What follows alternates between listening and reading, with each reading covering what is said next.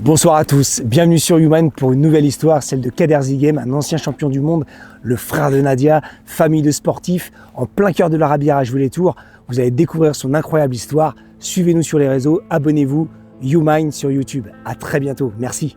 Bonsoir, bienvenue sur Human. Je suis là pour vous raconter un peu ma petite histoire où j'ai pratiqué la boxe française au haut niveau et le kickboxing. Et donc vous allez découvrir tout mon parcours et puis l'expérience de vie, je vais dire, que j'ai eue au sein de mon quartier et puis sur l'ouverture sur le monde, là où j'ai pu aller à travers le monde pour les compétitions, mais aussi pour découvrir le monde.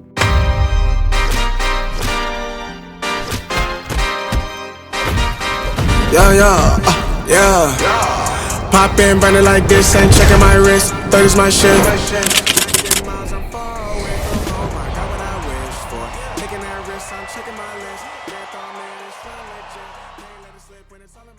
Kader Ziguem, bonsoir. Bonsoir, ça va Franck? Ravi que tu aies accepté notre invitation.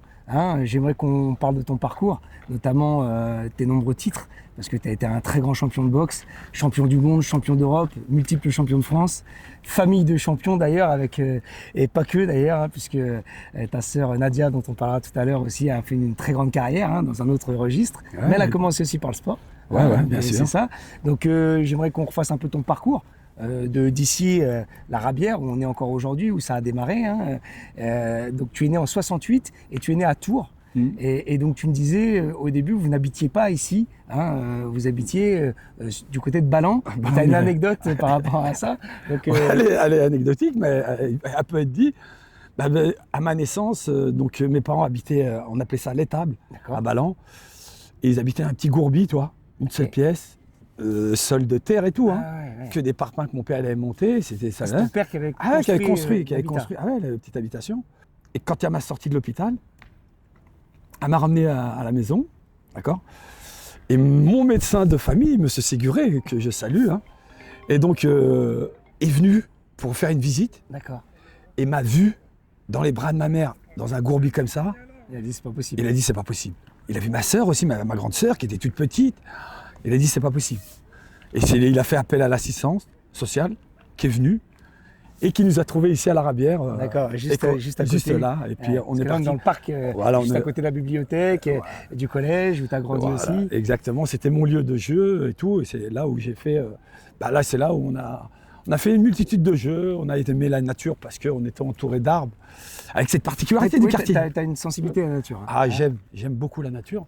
Parce qu'il y avait notre petit ruisseau à nous qui est tout en bas là-bas, D'accord. Qui a été canon, où on a fait des jeux de fou. On s'est baigné dans le lac, nous, là-haut.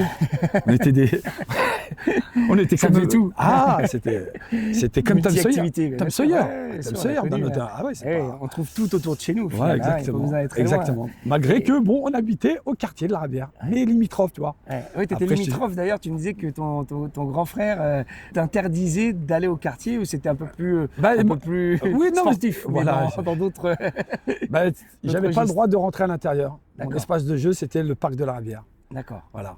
Et après, comme je te disais, on a déménagé à 200 mètres à l'intérieur du quartier. À mon adolescence, et là, ça a changé. Tu as commencé à découvrir d'autres choses. Ouais, d'autres choses. Excuse-moi, mais tu étais un footballeur en fait, parce qu'on parle de ta carrière de boxe, c'est ce qui va nous animer dans cette interview. Tu as été un très grand boxeur, tu as eu la chance de combattre aux États-Unis aussi, tu me raconteras, l'INSEP, l'équipe de France, donc vraiment une fierté pour le quartier en plus. Exact. Et tu démarres ta carrière au football en fait. Tu voulais être footballeur. C'est ma passion, le football. Le quartier, le football. Dès qu'on est sorti dehors, on a joué au ballon. Et oui, bien sûr. Et alors, qu'est-ce qui t'amène à quitter le foot pour aller à la boxe? Une déception, une grande déception. Parce que j'en ai voulu, vraiment. Parce que je voulais réussir dans ce sport. Je dis pas que... Je sais que c'était un milieu difficile, mais je ne deviens pas champion comme ça. T'as la mentalité. Je raconte encore un peu l'anecdote. À la fin de ma carrière de boxe, je vais passer les diplômes de foot là, à Châteauroux, d'accord. J'y vais. Je me rappelle, c'est Bijota qui était il a vu comment je joue au ballon. Il a dit, Mais après, devant la lettre de motivation, je passe devant le CTD ou CTR. Et moi, je balance tout dans ma lettre de motivation. Je dis tout. Que tu aurais dû être j'aurais dû être sportif. Non, mais j'ai dit dans la lettre, j'aurais dû être footballeur professionnel, moi. Voilà.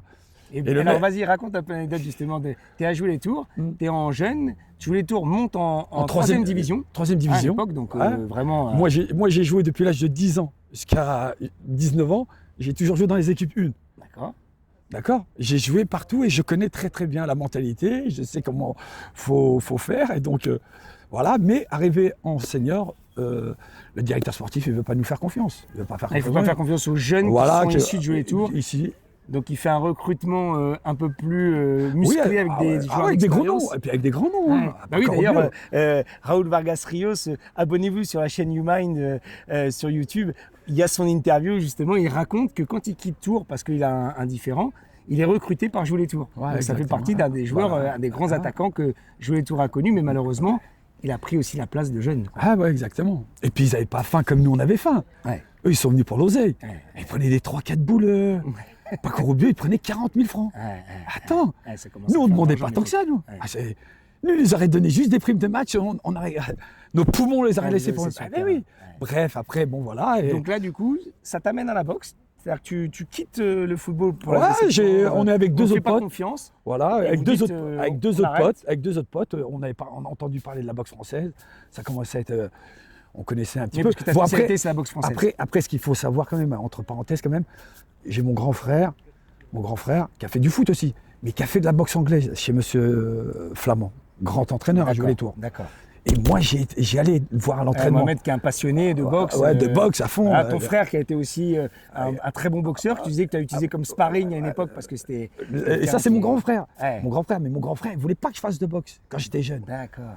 Et là, à 19 ans, toi, à 19 ans, ça y est, adulte, avec deux autres potes, à trois, on est parti ici au club de Jouer les Tours, de boxe française. Et puis l'aventure a commencé, on a fait 1 an de salle, d'entraînement, on s'est pris au jeu. Tu étais rigoureux. 3 tu disais. entraînements par semaine. Ouais, La mentalité du sportif. bien sûr. Je savais que pour progresser, il faut s'entraîner. Tu Eh t'entraînes pas, tu ne progresses pas. Eh oui.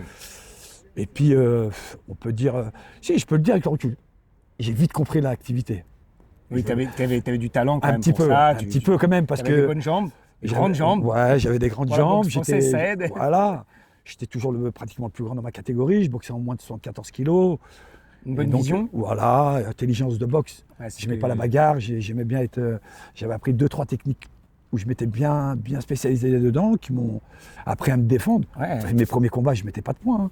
Ah ouais, que les jambes. Que des jambes. Ouais. Décalage en dessous, décalage, balayette, mes front kicks pour pas que tu m'attaques. J'aime pas, Ouais. j'aime pas le combat rapproché. D'accord. Donc beaucoup de paf paf, un peu le slogan de Mohamed Ali. Hein. Ouais. Je pique comme une abeille, je m'envole comme un papillon sur le ring. ouais, Ah, ouais. Donc est-ce j'ai pris goût quand la deuxième année j'ai fait de la compétition. D'accord. Donc là, tu fais de la compétition. Au bout de la deuxième année. Est-ce que ta sœur, hein, qu'on peut citer, Nadia, la chanteuse, et notamment. Et c'est parti. Et c'est parti pour le show.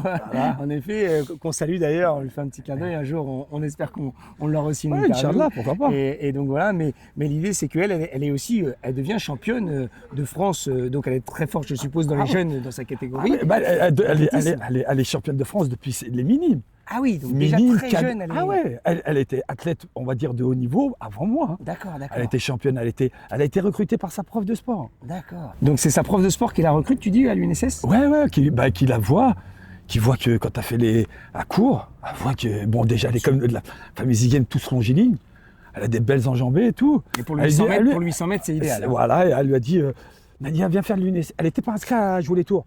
Elle l'a inscrite à l'UNSS, avec l'école, tech, UNSS, championne de France. Ah ben, l'année d'après, elle s'inscrit à la 3 tours, et puis après, c'est parti, quoi. Ouais, trottée, Minime, championne de France, cadet championne de France, junior championne de France. Et en junior, elle rentre en équipe de France. Hein. Elle devient championne de France 800 mètres au mois de mars, en 91, je me rappellerai tout le temps. 91, elle devient championne de France au mois de mars. Elle m'envoie, elle me dit, je suis champion de France avant toi. Maintenant, moi j'étais en quart ou demi-finale, j'étais pas encore en finale. La J'ai dit, même OK, année, la même année. Et ça, c'est ton premier titre de champion de France? Ouais, premier titre de champion de 91, France. du coup. 91 Kamel. D'accord. Kamel. Ah là, il nous avait fait, un beau Ouais, il y avait eu la saga des Ziguem. Il nous avait fait un bel article. Bah, vous voyez, de toute façon, chez nous, c'était ça, nous. Ouais. On va dire dans notre éducation. C'est vrai que, bon, on a la chance d'avoir un grand frère qui a été dans le sport aussi. Et bon, on a suivi. Puis bon, donc Et c'était quoi? C'était la boxe, lui? Non, lui c'était le foot. Ah, le football. C'est le d'abord. football. Et puis après, il a kiffé la boxe. Il est rentré à la boxe comme moi, un peu, à l'âge de 18 ans, 17 ans. D'accord. 17 ans. Mais lui, c'est boxe anglaise, lui. Ouais. Il était pas mauvais, hein. Ah, c'était un bon petit boxeur. Hein. Et puis, il nous a mis, éducation, c'était ça. Sport, école, et tac. Et puis, on a été protégés quand même. Parce qu'il a une différence, il a 10 ans de plus que toi, c'est Ouais, ça? ton grand presque, frère. il a Ouais, 8 donc ans plus que moi. Ça fait beaucoup. Ouais, on est à fond. Il y a un décalage. Ah, et puis, il y avait C'est un respect. deuxième papa, entre guillemets. Bah, il avait la responsabilité. Ouais. Chez nous, c'est ça. Ouais. Nous, papa, il travaillait toute la journée. Il n'a pas le temps de faire attention C'est à le nous. grand frère qui. Il rentre de boulot, papa, il est fatigué. Ouais. Celui qui fait attention, celui qui regarde, c'est le frangin. Ouais. Et on avait un frangin qui était Ouais. même des fois un peu trop. Il m'a serré, moi. Ouais. Il m'a serré, bah oui. Ouais. Puis je le remercie. Hein, bien quand sûr. tu regardes avec le recul, moi j'étais protégé par rapport. Je ne vais pas t'en parler. Pourquoi les mecs ne venaient pas Si. me voir pour la cam? Parce qu'ils savaient qu'il y avait mon grand frère. Ouais, hein. si, Bah si, oui, ouais. Franck. Après, on peut en parler quand Ouais, même. ouais, mais c'est partie du nous, quartier. c'est comme ça, c'est des anecdotes. nous, on a cette qu'on protection et je ouais. le sais, ça. Ouais, bien sûr, J'en suis sûr. conscient. Bah, tant mieux. Ah ouais, c'est clair. Ça te permet ça t'a évité aussi Ah ben, des c'est chemins clair. C'est qu'on clair. peut prendre facilement. Ouais. Et c'est vrai que ça permet aussi d'avoir derrière d'apprécier les valeurs du sport différemment parce que justement, tu as une autre motivation qui sert aujourd'hui à des enfants des bien quartiers sûr. Ah ben que oui. tu transmets aujourd'hui aussi parce Ah que oui. du coup, tu es resté toujours dans Et la c'est boxe. pour ça que je vois quand des fois une certaine jeunesse là, à cause de cette nouvelle mentalité, toi, les téléphones, les salles, hein, Ouais. ils sont pas à fond dans le sport comme dans notre Ouais, génération à nous. c'est vrai. Nous, ça nous sortait les. Ouais. Moi, grâce à ça, j'ai eu des copains, j'ai eu Karl Baudin, Didier Berthelot. Moi, j'ai joué avec des mecs, tu vois, je veux dire, Ouais. parce que j'étais au club de jouer les tours. Donc, ok, j'étais le seul rebeu où on était deux, tu vois. Mais nous, ça nous a permis de s'ouvrir. Bien Moi, sûr. quand j'avais des potes de mon quartier, quand je traînais après au quartier, qui me disaient non, c'est des sales races. Mais je dis, mais arrête de dire n'importe quoi. Arrête de dire n'importe quoi. Ils sont pas tous comme ça. J'ai des potes, moi. J'ai Karl, j'ai Didier. Ils me respectent, ils m'habitent chez eux. Oui. Toi, je veux dire, grâce à ça aussi. Après, bien. grâce à ça aussi, j'ai connu un peu. Ça m'a ouvert sur les gens. Ouais, J'ai pu mais connaître. c'est raison. Au même titre que moi j'ai vécu ça quand j'étais avec mes potes justement là-bas. musulmans, et Voilà. du coup j'étais un peu le seul Voilà. là-dedans et au Mais foot aussi comme ça, tu et peux. au quartier et j'aimais bien parce Ouais. qu'on s'ouvre à tout et quand on a des gens des fois en effet ça des fois ça fait polémique en effet où on fait vite des amalgames comme on dit souvent. C'est un mot qui est un peu galvaudé mais c'est vrai et quand on connaît pas les gens, la peur en fait de l'autre, ça nous empêche en clair. fait, de le connaître vraiment et de le comprendre en fait au final. Exactement. Hein, et Exactement. quand tu comprends les gens, on est tous fait pareil. Et c'est pour ça que j'avais des fois à l'opposé de certains de mes potes. Mais oui, tu as raison. J'ai Faut peux pas. s'ouvrir au monde, bah en non, fait. non, mais je leur disais, c'est pas vrai. Ouais, C'est pas vrai. J'ai des potes, moi, qui sont de pure souche française. Bien sûr. Et c'est des bons potes. Ouais. J'ai fait des trucs avec eux, j'ai Et on kiffé, rigole bien, je et on rigole. s'entraide et en effet. La première personne qui m'a invité au cinéma, moi. Je me rappellerai toujours, c'est Madame Bourdeau, elle avait un commerce là, dans la rue, là. Ouais. Son fils, il m'a kiffé. Il m'a pris, on est devenus potes, tout. Ouais. C'est elle qui m'a emmené la première fois au cinéma, j'avais 10 ans. Super. Ah, ça m'a marqué, ça. Ouais, normal. La première fois que je suis rentré dans un restaurant, j'ai mangé avec elle et son fils. Elle vivait toute seule. Elle me faisait kiffer. Elle m'a invité à Noël. J'ai fêté Noël avec elle. Ouais, tu Elle m'a offert découvrais, Ah non, Noël. t'es ouf. Pourquoi j'aime les fruits de mer et tout. Je kiffais. On a déjà mangé d'ailleurs des fruits de mer ensemble, hein, pour la mer. C'est vrai. Non, mais pour te dire, cette ouverture, ça m'a permis. Ouais, Et ouais. puis je sais que je suis quelqu'un de. J'aime les gens, je suis sociable. J'aime les gens, moi. Je te dis franchement. Mais c'est bien Quand je vois parce que les gens, ils sont corrects, ils sont ouverts, ils sont aimables. Je suis quelqu'un. Je vais facilement vers les gens si je vois pas que ça coince ou toi. Ouais.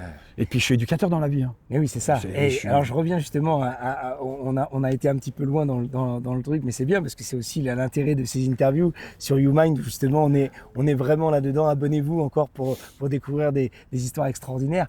Et c'est vrai que là-dessus, tu enchaînes donc du coup tes titres ensuite et c'est la boxe vraiment qui va te faire grandir et de faire devenir quelqu'un aussi au quartier. Parce que quand tu reviens, alors tu es champion de France et alors après, comment ça se passe? Tu es en équipe de France? Ouais, je rentre. Après, je confirme. Je confirme en 92. D'accord. Je confirme en 92. Alors après, il faut raconter encore une petite anecdote quand même.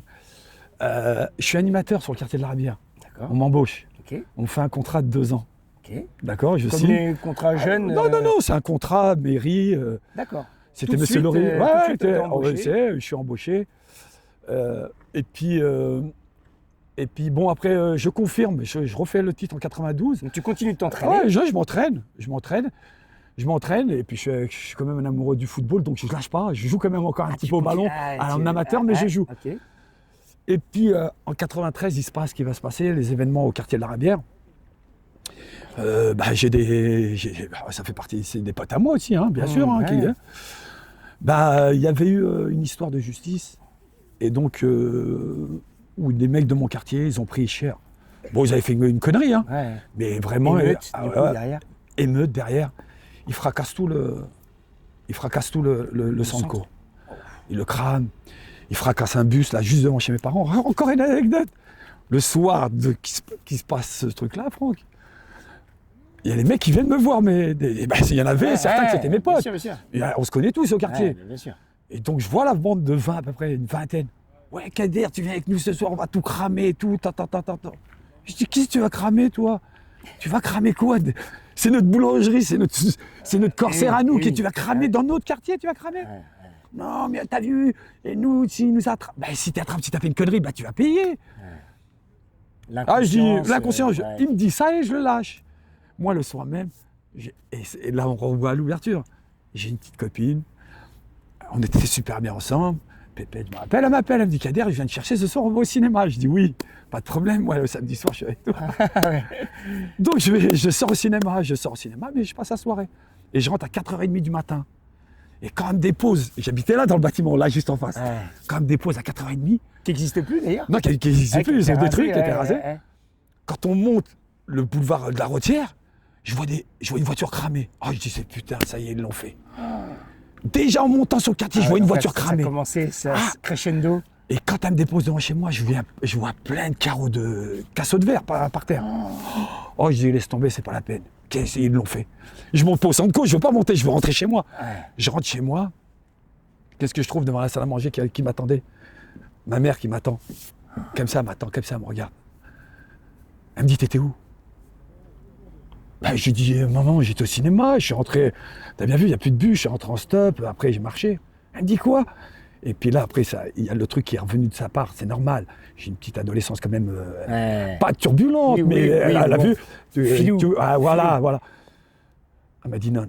Et comme par hasard, nous, les mecs de quartier, des fois, on s'habillait tous pareil. Elle m'a dit, j'ai vu ton blouson dehors. Ils ont pété le bus juste, parce que le terminus était juste devant chez moi. Ils l'ont pété juste devant chez moi. Ma mère, elle a fait ça. Elle a regardé. Elle a vu les Balascars. Elle a vu les Balascars. Dans les Balascars, il y avait au moins 4-5 qui avaient les mêmes blousons. Tu sais, les blousons d'hiver, on les avait tous pareils. Des Uclas, des trucs comme ça. Elle m'a dit, je t'ai vu, t'étais caché comme ça. T'étais dans le groupe. Oh là là. J'ai juré tout. Mais j'ai dit, mais maman, je suis un fou ou quoi? Je vais venir casser un bus devant la maison. Oh, et puis là, j'ai quand même 19 ans. Je dis, maman, quand même, ça y est, je travaille maintenant, maman. Je suis quelqu'un de sérieux. Oui. Je suis sportif. Mais quand même, toi, donc c'est passé.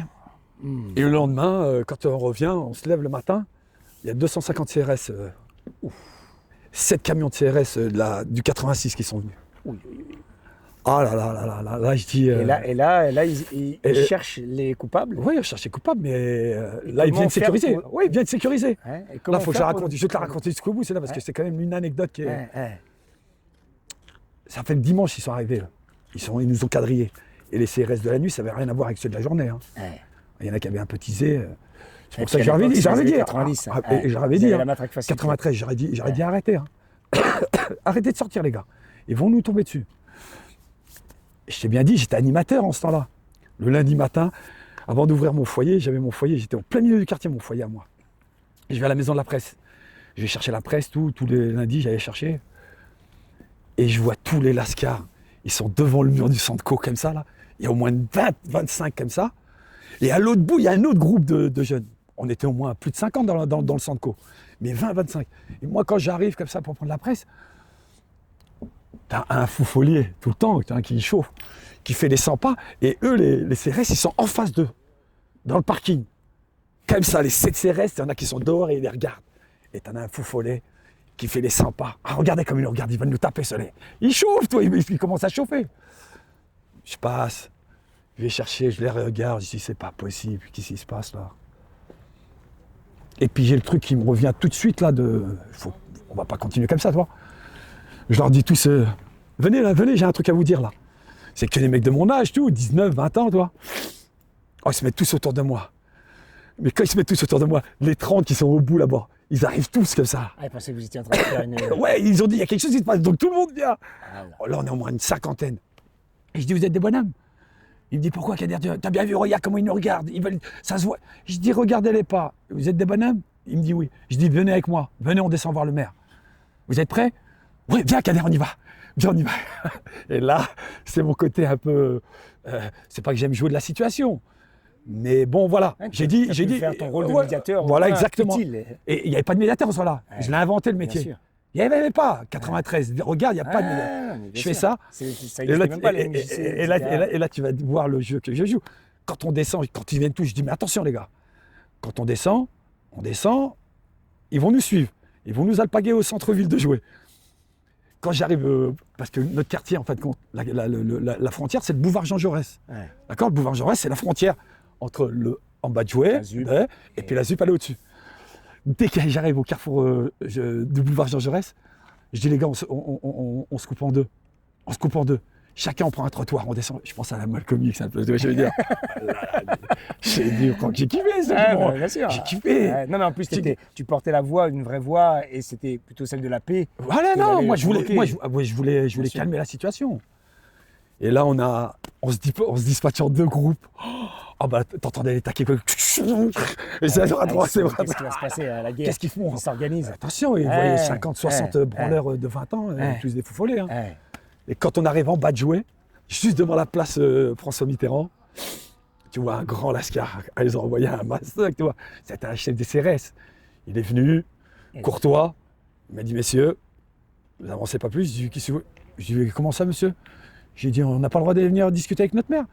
Je dis, il y a 10 fous follets, 10 branleurs qui ont cramé notre quartier et vous nous prenez en otage, nous. Ouais, bien sûr. On est 10 000 personnes, nous, au quartier de la Rivière. Et vous nous les prendre en otage. Et c'est là où, heureusement, toi, j'ai quand même cette parler, je sais comment quand même un peu m'exprimer. Il m'a dit, il n'y a pas de problème, monsieur. Il me dit, je vais en parler au maire. Attendez, il va en parler au maire. Le maire dit, oui, je veux bien les accueillir, mais il vient me voir, il me dit, mais vous pouvez pas. Je dis, non, on peut pas. 7, j'ai dit. D'accord? J'avais emmené Zora avec moi de Nana, tu sais, pour leur faire comprendre. J'ai emmené Zora avec moi, Tech, Benal, Mohamed, Tech. On est rentré. Et puis après, je m'explique avec le maire. Je dis, monsieur le maire, vous savez pas. Et c'est mon employeur, le maire. Et j'ai l'impression qu'il ne sait pas que je suis son employé. Et je parle avec lui. Je dis, monsieur le maire, vous allez nous prendre en otage, nous? Nous, c'est nous qui avons cramé. Il y en a une dizaine, ok, de cramés qui ont cramé. Ok, bah, faites votre travail, mais vous n'allez pas nous prendre, nous, en otage. Et puis après, je reparle tout. Et je dis, vos CRS de la nuit, ils ont sabatté 2-3 mecs du quartier. Attention que ça pète pas plus. Et là, il me dit la vérité. Il me dit, mais monsieur Zikiem, moi, je peux rien faire. C'est le préfet qui a la main. Il a vu les mains. Il m'a dit la vérité. Il m'a dit, c'est le préfet. Bon, bref. Et à partir de là, quand je dis ça, je dis, bon, ok, c'est pas vous. Je dis, on va rencontrer le préfet. Et ça monte comme ça. Et ça monte, et ça monte. Et on monte. Après, tous les soirs, on se réunit au centre social pour s'expliquer entre nous. Donc, on veut pas de médias. Ça a changé après? Est-ce que ça a mis quand même, ça a évité que ça se reproduise, ces choses-là, ou c'était juste, malheureusement, tu peux pas cadrer toujours comme tu dis, les 10 qui ont la rage en eux et qui veulent tout calmer. Ça s'est calmé, ça s'est calmé un peu. Après, regarde, le quartier, il a recramé, il a recramé il y a 2 ans, là. Et là, c'est resté encore tout cramé, là. Après, c'est... Oui. Après, c'est les générations. Après, il y a un travail de prévention qui s'est loupé. Et toi, t'es resté du coup toujours ici à jouer? Non, après, moi, je suis resté. Et c'est pour te dire, après, là, où j'ai mon virage de la boxe, où là, je vais... truc, c'est que j'arrive avec 93, fin de contrat. J'avais signé en 91, je t'ai dit. Oui, 2 ans. 93, c'est moi qui, en 5 jours de réunion tous les soirs, je prenais tout le monde au centre commercial. 250 personnes. Mais on n'était qu'entre nous. On avait refusé les médias, tac. Il y a tout le monde, il y a les syndicats qui sont venus, et M6. Je te ferai voir après, tu verras sur le truc. J'ai gardé les trucs de presse, tu verras. M6 qui vient, au là, il y avait M6, tout, toi. Bref. Il me faut une fin de contrat à la ville de Jolet-Tours. Ils renouvellent pas. Pas me renouveler. Mais les choses, toujours un mal pour un bien, comme on dit chez nous. D'accord? Je redeviens champion de France 93. Et je fais le premier stage de l'équipe de France de l'année, au mois de fin avril, début mai. On fait le stage de l'équipe de France. Ils voient que je suis numéro 1, c'est moi qui vais être le fer de lance dans la catégorie. Monsieur Brégère, je me rappelle très très bien, il m'a pris un entretien, il m'a dit, Kader, ta situation, On sait que j'ai dit non, je travaille plus, j'ai fait ah ben non, tu peux pas rester comme ça. Et c'est là que l'INSEP m'ouvre les portes.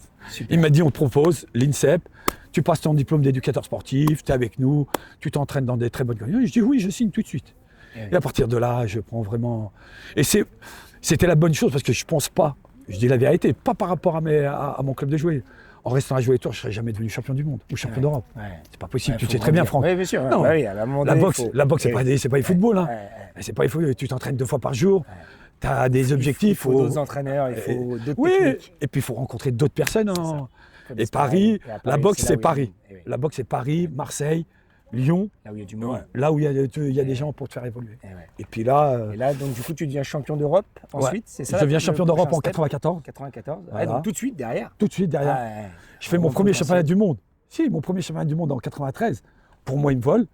D'accord? Je le Ah, dis, tu hein, dois déjà, Jean-Claude. ouais, Je fais un championnat du monde. Ouais. Je suis tout jeune, mais comme je suis devenu champion de France, je fais les. Donc j'ai quand même un petit peu la rage. Et tu Je dis, reviens reste. au championnat du Je monde. reviens au championnat de France, je reprends le titre de champion de France 94, et je reprends le titre de champion d'Europe, et je reprends le titre de champion de France 95 pour refaire. C'est la particularité de la boxe française. Boxe française, même t'es champion d'Europe, t'es numéro 1 mondial, t'es numéro 1. Tu dois passer le titre de champion national. Voilà. Et donc tu deviens champion du monde en quelle année? 95. 95. Donc c'est là l'aboutissement de ta carrière Voilà. où vraiment tu vas aux États-Unis. Ouais, je vais aux États-Unis je vais à Los Angeles. Et j'espère que je vais te retrouver le truc. Ils m'ont fait un article sur Hypercute, un Frenchie à Los Angeles. Un combat difficile pour être champion du monde, en toute honnêteté. C'était un dur le Belge. Hein. C'était un dur. C'était un rouquin là. C'est les rouquins qui sont durs. Je l'avais déjà rencontré en championnat d'Europe. Ouais. Je savais que c'était dur. C'est pour ça que je m'étais vraiment préparé. Hein. Ouais. J'ai rencontré en finale. On a fait un bon combat, hein, mais bon, il l'a bien vu. Hein. Il me connaissait. Hein. Je suis monté, je l'ai lâché. Je l'ai asphyxié hein, à partir du 3, 4e, 5e. J'étais un turbo diesel, moi, Franck. Technique, mais tranquillement. Ouais. Dans ma tête, Monter en puissance. non, parce que dans ma tête, je voulais jamais mettre de KO, moi, Franck. Ouais. Moi, c'était pas le KO qui m'intéressait. Ouais. Moi, c'était de gagner à l'unanimité. D'accord. Tous les juges, ils devaient Ouais. voir au-dessus. Puis moi, En j'avais plus, ça fait du spectacle pour le monde parce qu'on Ouais. cherche tous le chaos des fois à voir. Moi, mais les ça s'arrête peu de des fois vite voilà. et on n'a pas le plaisir de voir la construction de la J'en ai victoire. pas des KO, j'en ai dans ma carrière, j'en ai 5, 6. Et ils viennent par hasard. Combien de combats tu as fait? J'ai une 60aine de combats. Et combien de victoires sur les 60, tu sais à peu près? J'ai deux défaites et un match nul. Ah Tout oui. le reste, c'est que des victoires. Ah ouais. Ouais. Donc, sacré palmarès. Hein. Ouais. Et quand tu reviens au quartier, tu m'avais raconté, on avait échangé, je me rappelle, c'est aussi pourquoi aujourd'hui, je suis très content que tu racontes ton histoire, ça me touche beaucoup, parce que pour les jeunes générations, c'est important de comprendre d'où on vient, où on va et par quoi on passe. Et tu reviens et tu es adulé par les jeunes. C'est oui, ta femme qui m'avait dit ça d'ailleurs. C'est ta femme qui dit, les jeunes, ils étaient tous là, il n'y avait pas les réseaux sociaux. Y a pas Malheureusement, non, parce y que a tu aurais pas- été connu c'est clair. encore plus. Ouais, c'est clair. Et ils te prennent tous comme un modèle, non? Ah oui. Comment non, tu accueilles ces jeunes qui sont là? Tu vois très bien qu'en plus, pas consciemment, mais tu vois que ces jeunes-là, ils te regardent avec des grands yeux. Donc même moi, ça m'a éduqué. Bon, j'étais éducateur dans la truc, mais ça m'a éduqué parce que Tu avais un je voulais- devoir pour eux. je peux pas vis-à-vis faire d'eux. n'importe quoi. Eh oui. Moi, j'ai des anecdotes, quand je suis en ville, des trucs comme ça, il y a des gens qui me connaissent et je les connais pas. Ouais. Donc tu sais très bien. Bon, même moi, tu me connais, Franck. Bien sûr, bien Je suis sûr. quelqu'un je suis poli, je suis pas quelqu'un, j'aime Non, pas mais la tu violence. racontes pas, ouais. Non, j'aime pas la violence, j'aime pas me la raconter, j'aime pas dire viens chez moi. Non. Et j'allais, même quand je sortais en discothèque, je suis rentré tranquillement, et je voulais pas, toi. Mais tes fils sont aussi comme ça un peu. Hein. Tu as élevé tes fils d'ailleurs sur ces bases-là. Ça Bah, vaut mieux rester tout ce que humble. t'as vécu. Et en plus, la boxe, ça t'apprend à ça, toi, je veux dire. Ouais. Hein. Eh oui. J'ai une anecdote encore, je te la raconte rapidement. J'ai boxé André Germé. André Germé, c'est celui qui a fait dans le Grand Bleu. Tu sais, le mec, le Tahitien dans le Grand Bleu, Ouais. qui coule là, à un moment donné, qui remonte. Je l'ai boxé, lui. Et quand je l'ai boxé, moi, j'étais tout jeune. Lui, il avait 36 ans. C'est pas que j'ai manqué de respect. Mais sur deux techniques que j'ai fait, en vérité, quand t'es jeune, je le fais pas. Je me suis retourné, c'est le seul qui m'a mis un coup de savate dans la tête.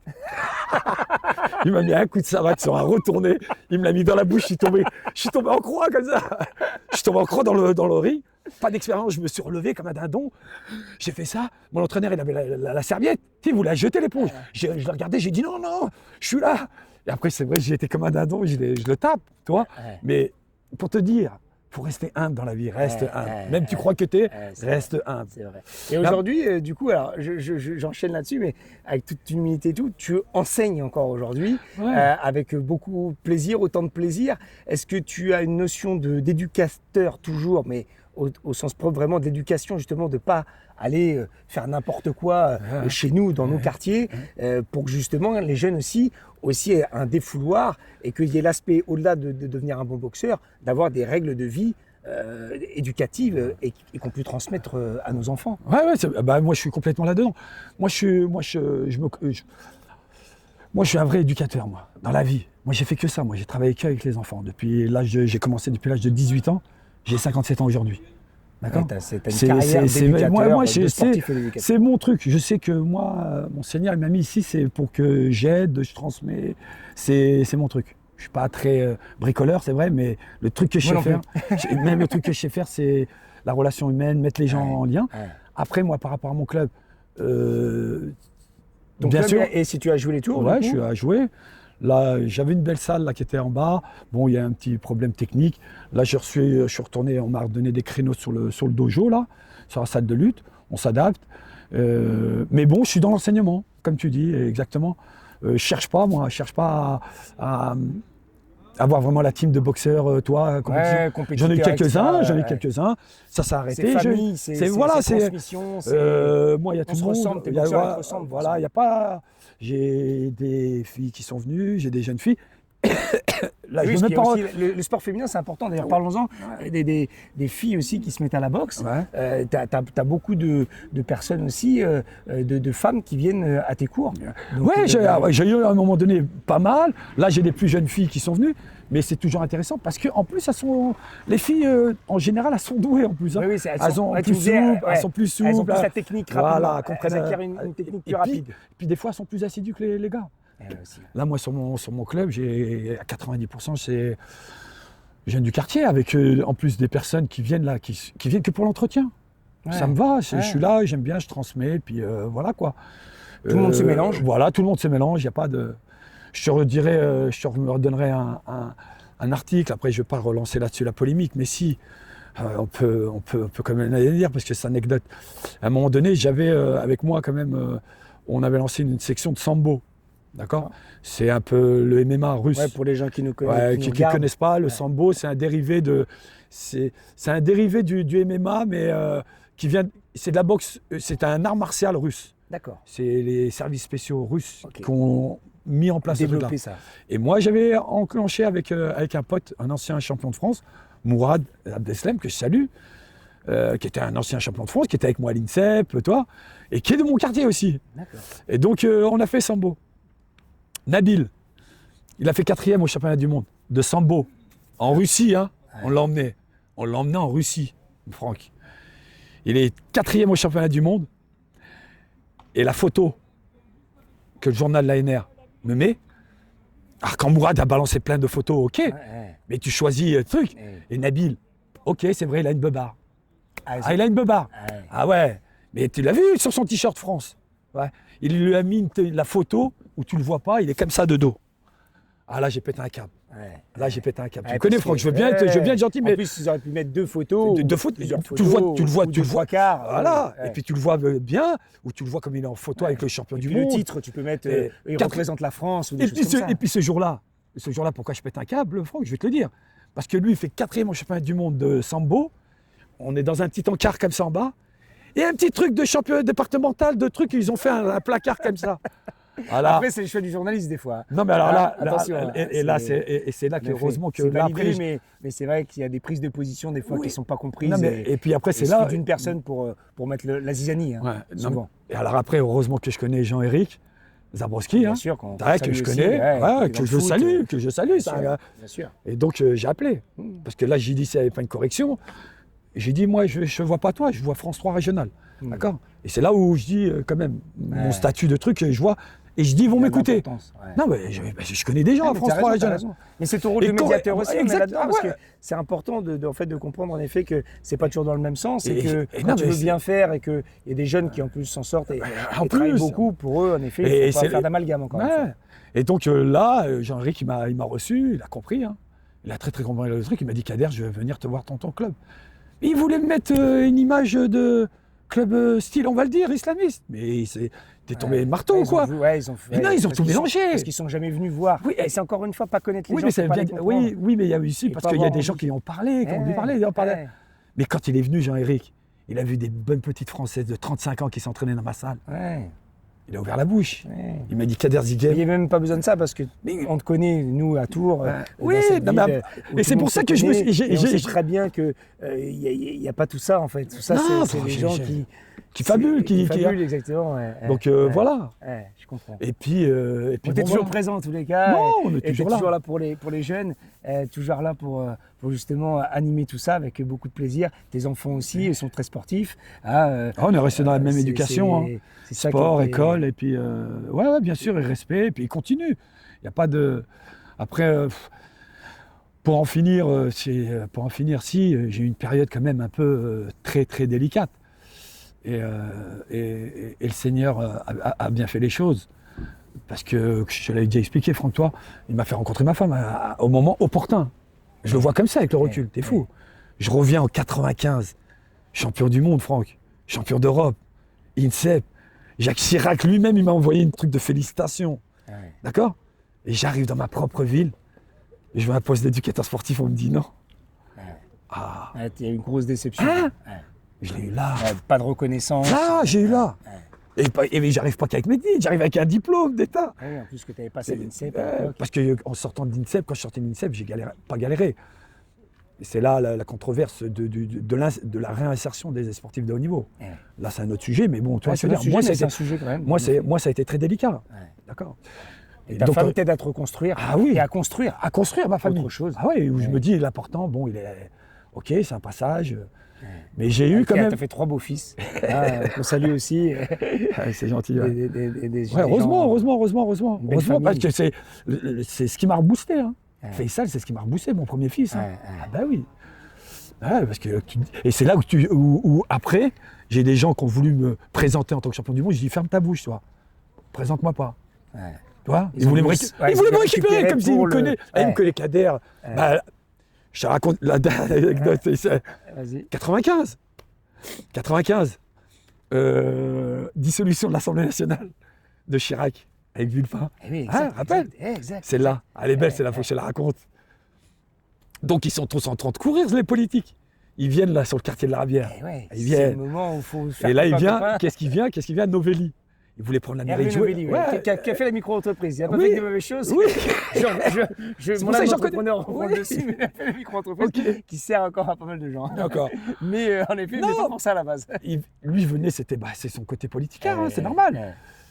Et il vient sur le quartier un jeudi, le jour de marché. Et le pharmacien qui me connaît très bien, qui était de son parti, il m'appelle, il me dit, Kader, viens, il faut que je te présente à monsieur Novelli. Donc il arrive, et t'as tous les mecs de droite qui viennent, et puis alors là, quand il vient me parler, t'as tous mes potos qui viennent aussi autour de moi, comme ça, ils écoutent. Et il commence à me parler, oui, alors j'ai entendu parler, vous êtes champion du monde, monsieur, c'est très bien. Oh, je passe à la ville de Joué-les-Tours, il faut venir obligatoirement. Et j'ai mon pote Mohamed, avec des locks comme ça, je me rappelle. Il regarde, il dit, monsieur, si Kader, avec ses titres, son diplôme d'éducateur sportif, il est au chômage, d'accord? Il a dit, moi, quelle chance je vais avoir, moi, dans ce système-là que vous avez. Et il dit, quelle chance j'ai. Il a regardé, ça a mis pas le froid, il a dit, j'ai aucune chance, moi, monsieur, il lui dit. Aucune chance. Et c'est des... On est au quartier. Ça s'abîme toujours un peu. Ça faut quoi faire de. Mais c'est les conditions du direct, c'est ça aussi. C'est pour ça qu'on est venu ici aussi, parce que on est des gens du quartier, et moi aussi, et je suis très fier justement de pouvoir échanger avec toi, et que les gens aussi comprennent la vie d'un enfant qui devient un homme et les valeurs qu'il défend jusqu'au bout, notamment par le sport et par toutes ces choses qu'on a pu échanger ensemble. Et c'est vrai qu'il faut garder, tu as toujours gardé cette droiture, j'ai envie de dire, cette envie de bien faire. Parce que tu aurais pu aussi lâcher, tu aurais pu très bien dire, bah non, en fait, j'ai pas envie.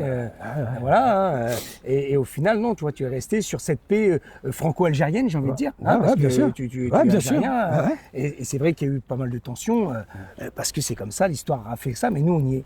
entre guillemets pour rien, comme on est je dis pour rien, souvent. on est là. Ouais. Ah, on est là, et c'est pour ça qu'on est Et c'est pour ensemble, ça que mais- j'en disais, mais des fois, j'en repoussais. Oh. Ouais, Qu'est-ce que vous voulez que je fasse de plus? eh oui, Oh, j'ai été dans des réunions de. Moi, tous les politiques, ils me connaissaient. bien sûr. Tous. Mais c'est pour ça qu'à un moment donné, j'ai dit non, arrête de dire que je suis champion du monde. Je suis Kader Zighem. Ouais. D'accord? Tu veux me récupérer? Tu veux. Ouais, bien sûr. D'accord? Ouais, c'est un peu là. J'ai eu pendant un an où j'étais Ouais, t'étais un peu en colère. Ouais. très en colère. Ouais, ouais. Heureusement que j'ai un caractère, on va dire, Et patient. une bonne éducation. Et aussi, l'éducation, quand même, bien sûr, mon tes éducation. parents, J'ai tout un ça, peu tombé. tu peux pas Oh, je vais pas te décevoir. le dire, je te le dirai après. Oui, bien T'es sûr. ouf, toi. Bien sûr. t'es mais malade, c'est t'es normal. t'es Non, mais ouf. c'est normal. Mais Je on a peux tous tomber. eu cette période-là où, Et moi- en et- effet, et on après, a genre, des avec le envies recul, tu le et- vois. Et il faut en effet. Bon, en tous les cas, hein, t'es là, Ouais. t'es toujours là pour la boxe, etc., et pour transmettre tes valeurs et ton histoire, parce que c'est une vraie histoire. Et je suis encore une fois content que tu aies pu nous en parler. Je vous remercie. Abonnez-vous sur les réseaux pour découvrir des histoires incroyables comme celle de Kader Zighem aujourd'hui à jouer les tours. Et puis à très bientôt dans d'autres conditions avec encore d'autres histoires formidables à raconter. plaisir. Merci, à bientôt. Ciao, Merci. ciao. Ciao.